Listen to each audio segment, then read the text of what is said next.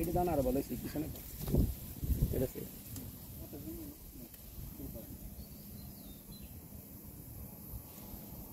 আমার একটা আঙুল দেখাই জন রেডি করবেন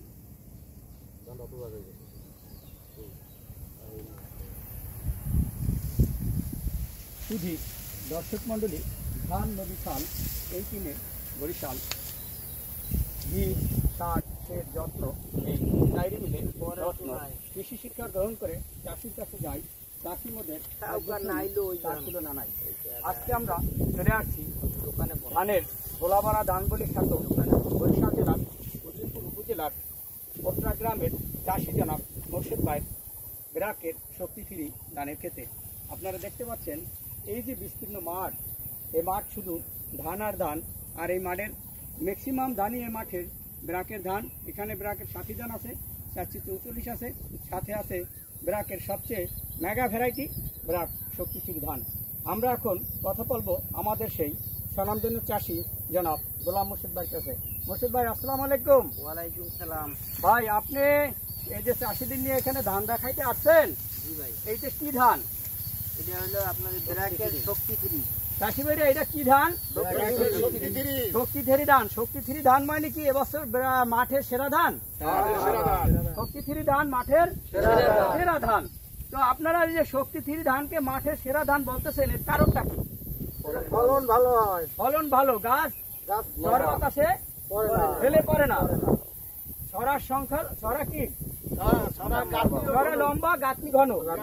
এক একটা ছড়ায় কতটা করে ধান আছে কেউ বলতে পারেন? যে বলতে পারেন হেকে, যে বলতে পারবেন তাকে আমার পক্ষ থেকে পুরস্কার আছে। পারেন না? 350 থেকে 400 ধান আছে। কতটা ধান আছে একটা ছড়ায়? 350 থেকে 400। 350 থেকে 400 ধান আছে। তা আপনি যে এই যে শক্তি ধান চাষ করছেন, এটা ব্রাকের শক্তি ধান। আপনার এই ব্রাকের শক্তি ধান দেখে এই এলাকার লোক কি বলছে আপনাকে?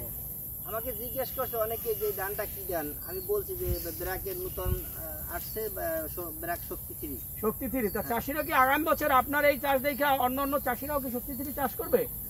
আশা করা যায়, অবশ্যই। মানে আপনাদের এই এলাকায় তো শুধু আপনাদের এলাকায় যে চাষিকেই জিজ্ঞাসা করা হয় কি ধান লাগাইছেন? ব্রাক সাথী। কি ধান লাগাইছেন? ব্রাক 44।